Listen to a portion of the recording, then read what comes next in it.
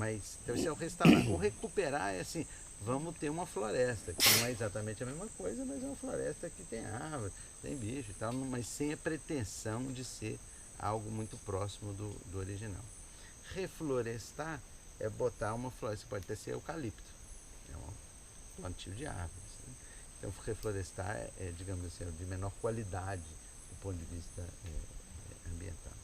E regenerar é menos usado, é mais usado como regeneração natural. Isso que a gente viu ali, o termo é regenerar. Então, talvez quando você fala em tornar uma área sem floresta com floresta, aí eu acho que com objetivos ecológicos, o melhor termo é você falar ou em restauração ou em recuperação. Restaurar é o mais ambicioso, mais complexo, e o recuperar é o menos. E aí, se tem projetos disso, aqui no Amazonas a gente tem 98% de florestas. O Amazonas é o maior estado da Amazônia, é gigantesco, são 4 vezes o estado de São Paulo. Então, e 98% de florestas. Então essa agenda no estado do Amazonas é menos importante. Já no Pará, em Rondônia, Mato Grosso, é uma agenda muito relevante. E tem movimentos nesse sentido. E muitos colegas cientistas acham que a gente tem que começar urgentemente a não apenas parar de desmatar, como a reflorestar. Reflorestar em grande escala. Porque existe, teve uma outra pergunta sobre o tema de mudanças climáticas, né? Foi o Gabriel. Quais são os principais efeitos das mudanças climáticas? As mudanças climáticas já chegaram no planeta inteiro, em todo o planeta Terra, e aqui inclusive. E isso significa mudança, em primeiro lugar, da frequência de eventos climáticos extremos. As grandes cheias, as grandes secas estão ficando mais frequentes e mais extremas. Isso é geral, em todos os lugares, e aqui inclusive. Então aqui o que está afetando muito é o ritmo do rio. Né? Os rios aqui eram mais previsíveis, dava finados, né? O rio começava a encher. Agora tem ano que está em finados e está secando, vai até dezembro secando. Finados é começo de novembro. E isso, aqui, no Rio Madeira, por exemplo, em 2014, a gente teve a maior cheia de todos os tempos, nos últimos 100 anos, que tem medição, e não foi batido o recorde em alguns centímetros, que normalmente é assim que acontece. Foi batido o recorde em 2 metros. Então foi o maior recorde de todos, com 2 metros acima. Então, colapso geral. Né? E aí, perda total. Imagine vocês que trabalham e têm um salário, se no dia seguinte, você fala assim, é zero, seu salário é zero, e não só é zero, como a sua conta no banco também é zero, porque as pessoas não têm conta bancária. Aí você está de um dia para o outro, você ter zero de salário e zero no banco e zero de crédito, nem dinheiro, nem chance de ter um cartão de crédito. Então tem um impacto social gigantesco. Tem um tema também que eu acho que era legal para vocês trabalharem, que é o tema de injustiça climática. As sociedades que contribuíram menos para a mudança do clima, que são essas daqui, né, são as mais afetadas. Não porque aqui o clima é pior, não, mas é porque elas têm menos poder de reivindicar os seus direitos. Então, a probabilidade de um índio, e você fez a pergunta dos índios, né? De um índio que está há 3 semanas de barco de Manaus, pegar um barco, vir aqui e encher a paciência do governador, ou chegar no seu município e ter capacidade de demandar, isso é muito menor. Então, é um caso de injustiça climática. E esse é um tema super, enfim, tem muitas discussões disso no mundo, a gente está super ligado, né? A gente está começando um projeto grande sobre isso, relacionado com saúde pública. Então, trabalhar com a agenda indígena, com saúde pública, motivado pelo tema da injustiça climática. E a gente tem uma agenda indígena relativamente pequena, e que a gente tem 6 comunidades só que a gente trabalha, mas a gente agora fez um planejamento estratégico até 2030, então nós temos um planejamento para os próximos 13 anos, e isso envolve a criação de um programa indígena, e aí a gente tem uma pessoa que foi contratada para isso, e que tem uma trajetória de militância no movimento. A gente vai estar sediando nesse mês de março o encontro de todas as lideranças indígenas da Bacia Amazônica, com a COICA, que é a Confederação das Organizações Indígenas da Cuenca Amazônica, né, da Bacia Amazônica. Isso vai ser no dia 28 de março. E a gente vai celebrar os 34 anos da COICA lá na FAS. Então a gente está, enfim, com essa agenda bem dinâmica nesse aspecto aí. Aí, ao falar em COICA, falo também da geopolítica aqui, da Xênia. É importante pensar que a Amazônia ela é só 60% brasileira. 40% dela é de outros 8 países. Então, vem Bolívia, Peru, Equador, Colômbia, Venezuela, Suriname, Guiana e a França. A Guiana francesa é a França. Na verdade, tem um pedaço da Amazônia que é a União Europeia, que é euro. Moeda e aqui tem uma agenda de cooperação, né? Na área a Xênia, né? Estou te olhando aqui, estou certo. Então, tem uma agenda de cooperação muito forte. A gente tem sido objeto aqui de muitas visitas assim, internacionais, então a gente tem uma agenda não apenas de receber, como de participar das conferências da ONU, do clima, da biodiversidade, etc. A gente tem uma participação internacional bastante ativa em vários desses fóruns relevantes. E os principais países que têm cooperação com a Amazônia são a Noruega e a Alemanha. Historicamente mais a Alemanha, hoje mais a Noruega do ponto de vista financeiro. Numa menor escala, a Inglaterra e depois Estados Unidos, e aí dilui muito pouco dos demais, a França e a Holanda. Então, e aí tem um desafio enorme de como lidar com essa agenda. Tem um outro artigo legal que talvez valha a pena compartilhar com vocês, que eu publiquei na Revista de Relações Internacionais da USP, chama Amazônia e Interesse Nacional, fazendo uma crítica à política externa brasileira, que trata a Amazônia como se fosse um lugar de uma cobiça no paradigma dos anos 50. Assim, tinha chance de invasão do Bush, etc. e tal, Hoje em dia as grandes multinacionais não precisam invadir. Né? Quem produz o alumínio na Amazônia é a Alcoa, a multinacional. A Vale é uma outra multinacional privada. Né? Amanhã pode passar a mão para outros donos. Então a questão da geopolítica é um pouquinho, a meu ver, diferente. Eu acho que a gente tem que ter muita cooperação sul-sul, muita cooperação com os países amazônicos. A gente tem um programa dentro da FAS que se chama Soluções para o Desenvolvimento Sustentável da Amazônia. E é um intercâmbio com todos os países da Bacia Amazônica, e a gente vai ter também várias coisas nisso. E talvez valesse a pena também um outro conceito, assim, bioma amazônico, bacia amazônica. O que é a diferença de um e de outro? Porque são coisas diferentes. A nascente do rio Amazonas, vocês sabem onde fica? Peru. Aonde? Quito. Hã? Não, Quito é Equador. Não, é embaixo do Machu, tipo perto de Machu Picchu, não é? Mais ou menos, tipo perto de Machu Picchu, mas é mais para oeste. Fica perto de Arequipa,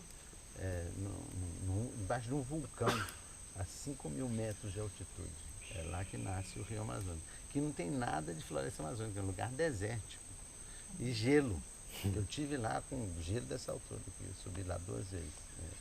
Aliás, é um programa super legal, assim, que recomendo quem for mais aventureiro. Assim. É um lugar lindo, 5.180 metros de altitude. E nasce numa pedra, assim, não é uma cachoeira. É uma pedra, uns 3 metros de altura, sai um jorro d'água dessa grossura, super poderoso. Assim. Enfim, então tem a coisa da cooperação. Nós dependemos do Peru, e os rios vêm do Peru. O Peru depende da gente porque as nuvens cheias de água vêm do Brasil. E assim todos os outros países estão interconectados. Então eu acho que uma agenda super importante é essa de cooperação. E sobre a maneira como a gente lida com essas cooperação internacional, eu acho que a gente tem que ser muito menos subserviente do que normalmente as histórias acontecem. Então, uma das coisas que nós da FAS nos preocupamos muito é ter uma relação de igual para igual. Não estamos de pires na mão, pedindo pelo amor de Deus e tal, o que vocês têm para nos financiar que a gente vai fazer. Não, falando, não, nós propomos o que nós sabemos que é relevante para nós. Se vocês tiverem interesse em apoiar, beleza. Se não, muito bem, somos amigos para sempre. Mas eu acho que a gente não pode ter essa relação de subserviência. A gente tem que ter uma competência, uma capacidade de propor o que é a visão nossa de Brasil e de demais países da bacia amazônica sobre a região. Amanda, voltando ao tema do reflorestamento, né, falou da coisa, Amanda, do reflorestamento. Então, é sensibilizar pessoas. Aí eu acho que não é tanto uma coisa de sensibilizar, é econômica. Uau. Que passarinho é esse? Que passarinho é esse? Balateiro, o nome dele. Balateiro? Balateiro. Então, ouvir o balateiro não vai fazer um fazendeiro para queimar, né? Mudar o seu banzeiro. Não vai. Ele vai. É econômica, a equação é econômica. Entendeu? A gente tem que pensar em incentivos econômicos para isso. Talvez eu falasse um pouquinho da mudança do Código Florestal agora, então talvez ficasse um pouco mais claro.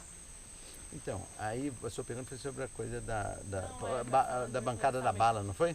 É como a gente lida com a bancada do boi da bala, não é isso? É a Carla, né? Não é isso? Tá certo. Então, eu acho que é o seguinte, a gente tem que dar uns cinco passos atrás, assim, para olhar assim, qual que é a história do Brasil? A história do Brasil, ela é uma história de acabar com as florestas e plantar primeiro cana-de-açúcar, depois café, depois etc. Né? Mas essa é a nossa história. É o paradigma do mato. Tem um outro texto legal aí que também pode mandar, tem um livro sobre paradigma do mato, que é uma coisa que está por trás do nosso universo mental, que o mato é ruim. E que a melhor coisa que se você estiver num lugar, nossa, que sujeira, que vamos limpar, tudo plantar grama, né? Hibisco e coqueiro. Aí fica lindo, né? É de um flamboyant, né? Quem sabe? Só plantas exóticas. Então, isso tem que ser, isso é profundo. Então, quando a gente vai ver o que motiva as pessoas a desmatar, tem políticas públicas que estão voltadas para isso. Para você tirar um documento no INCRA, você tem que mostrar uma benfeitoria. Qual que é a benfeitoria da terra? Pergunta do K. Cachorro, João Luiz. Qual que é a benfeitoria? Desmatar. Desmatar é uma benfeitoria para o Estado brasileiro. Então, para você ter um crédito no BASA, é muito mais fácil você conseguir um BASA é o Banco da Amazônia, muito mais fácil você conseguir um crédito para boi do que para Cipó-Titica, ou Pandiroba, ou para Patauá, ou para Bacaba, ou para etc. Então, é muito profunda o paradigma do mato. Que mato se vocês olharem em São Paulo, ou no Paraná, Londrina, é a terra das perobas, florestas maravilhosas que tinha em Londrina. Acabaram todas, hoje é tudo soja. Eu nem sabia disso, eu sou de Londrina. Aqui é um campus. Pra mim é a terra do café. Agora. É a terra das perobas, né? A terra das lindas perobas, lindas árvores, que era da Mata Atlântica. A Mata Atlântica acabou. E então o que está acontecendo na Amazônia não é surpresa, é uma novidade. Estamos matando. Não, nós estamos apenas continuando a mesma história de destruição do Brasil, desde que Pedro Alves Cabral, a grosso modo, pisou aqui, né? É uma história de destruição da floresta e destruição dos povos indígenas. Convém lembrar que o que nós fizemos não foi o que a gente aprende nos livros de história. A gente lê nos livros de história a história do colonizador, né? A história do vencedor. O que nós fizemos foi estupro, escravidão, genocídio, né? Essa que foi a história. Não foi assim, olha que lindo, que tal, catequese, a missa lá, não sei o que, né? Foi uma história super feia, né? Então é essa mesma história. Então mudar isso não é fácil. Para sensibilizar um fazendeiro, esse fazendeiro gaúcho, né, que vende lá 20 hectares no Rio Grande do Sul e compra 1000 hectares aqui, ele fala assim, puxa, agora chegou a minha hora de eu ter 1000 cabeças de gado. Porque ele sabe fazer churrasco, sabe criar boi e tal e coisa. Isso é o universo. Então é muito difícil essa agenda de convencer as pessoas de mudar. Não quero dizer aqui um pessimismo, mas eu acho que a gente tem que ser esperançoso, né? Acho que é possível mudar. E histórias de vida como essa que o Roberto contou da história dele, mantém esperança para as pessoas mudarem. E aí tem a ver como que a gente envolve com as pessoas. É um processo de educação. A abordagem da FAS é um processo educativo. Agora, educativo de uma maneira muito abrangente, não é só a sala de aula, vai lá, não sei o quê. E educativo não enche barriga também, né? E tem que ser pragmático.